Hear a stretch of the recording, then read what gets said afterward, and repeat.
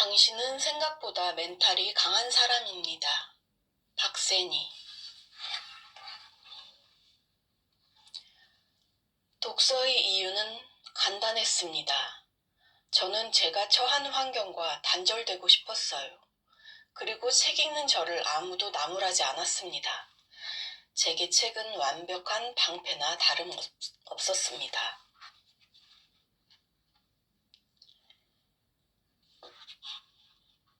저는 제가 받은 상처들을 책에서 만난 사람들을 통해 치유해 나갔습니다.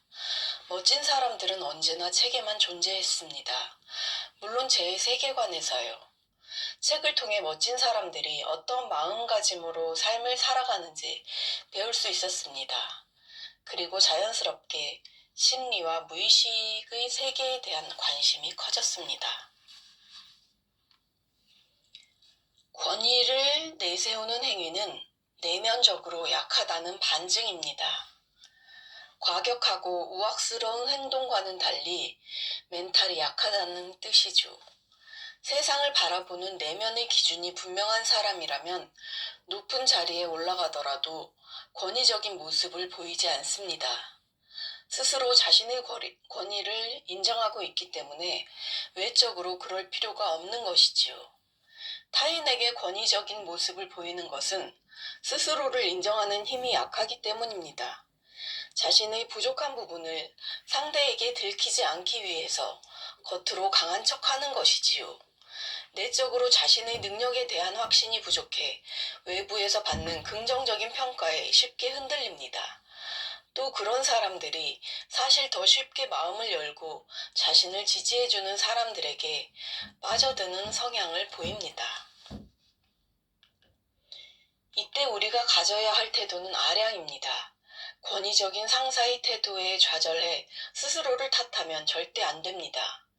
권위적인 상사와 나의 관계를 수직이 아닌 수평 관계라고 마음속으로 자주 떠올리세요. 소통할 때도 인정에 목마른 사람이라 여기고 조금 더 칭찬하는 대화를 펼치세요. 인간관계가 너무나 힘들게 느껴지는 이유는 내가 상대를 바꾸려고 하거나 자기 개선을 포기하기 때문입니다. 상대를 바꾸려고 애쓰면 상대는 오히려 그것에 저항하려고 합니다. 격정의 관계가 시작되는 것이지요. 하지만 상대가 가진 심리적인 요인을 이해하고 그것을 역이용하면 훨씬 좋은 관계를 만들 수 있습니다. 우는 아이에게 떡 하나 더 준다라는 속담처럼 권위적인 상사를 바라볼 때 인정해달라고 칭얼거리는 어린아이와 같다고 생각하세요. 이러는 편이 정신건강에 이롭습니다. 인정을 아끼지 마세요. 떡을 주려면 돈이 들지만 말하는 데는 돈도 들지 않으니까요. 제 인생을 바꿔놓았던 협상의 기술, 그 5가지 방법을 말씀드리겠습니다. 첫째, 상대가 더 많이 이야기하도록 배려하세요. 상대방이 되도록 편안한 마음으로 자신의 이야기를 할 수 있도록 분위기를 만들어야 합니다. 부드러운 표정은 물론이고요. 상대가 말할 때 적절히 반응하고 호응해준다면 상대는 자신의 진심을 이야기할 것입니다. 말과 행동을 통해 자연스레 드러나게 되죠. 상대에게 관심을 갖는 모습을 유지하며 경청하는 게 핵심입니다. 둘째, 대답보다 질문을 많이 하세요. 상대방의 욕구를 파악하려면 질문은 필수입니다. 질문하지 않으면 낭패하기 십상입니다. 그렇다고 조사실에 앉아 취조하듯이 캐물으라는 것은 절대 아닙니다. 예와 아니요처럼 단답형 대답을 얻는 질문은 좋지 않아요. 그런 식의 질문은 법정에서나 필요한 질문입니다. 폐쇄형 질문보다는 왜 또는 어떻게로 질문을 시작해서 상대의 답변을 풍부하게 이끌어내야 합니다. 그래야 상대방은 자신의 상황이나 정보 등을 더 많이 노출하게 되죠. 이렇게 하면 그 사람이 원하는 것을 더욱 쉽게 찾아낼 수 있습니다. 셋째, 협상 당사자가 아닌 제3자를 활용하세요. 직접적으로 상대방의 욕구를 파악하기가 쉽지 않을 때가 있습니다. 상대방이 지나치게 폐쇄적인 성격이거나 만나기 쉽지 않다면 더 어렵겠지요. 이럴 때는 상대방을 잘 알고 있는 지인이나 자주 대면하는 사람들을 통해서 상대방의 욕구를 파악해낼 수 있습니다. 넷째, 자신의 욕구를 먼저 드러내는 것도 좋아요. 협상할 때 서로 눈치를 보는 경우가 많습니다. 그렇게 눈치를 보다가는 시간만 너무 잡아먹고 결국 협상이 결렬되기도 합니다.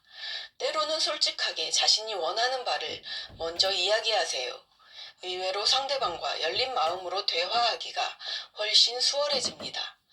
또한 먼저 솔직하게 원하는 바를 이야기하면 상대방은 일단 고려할 수밖에 없는 입장이 됩니다.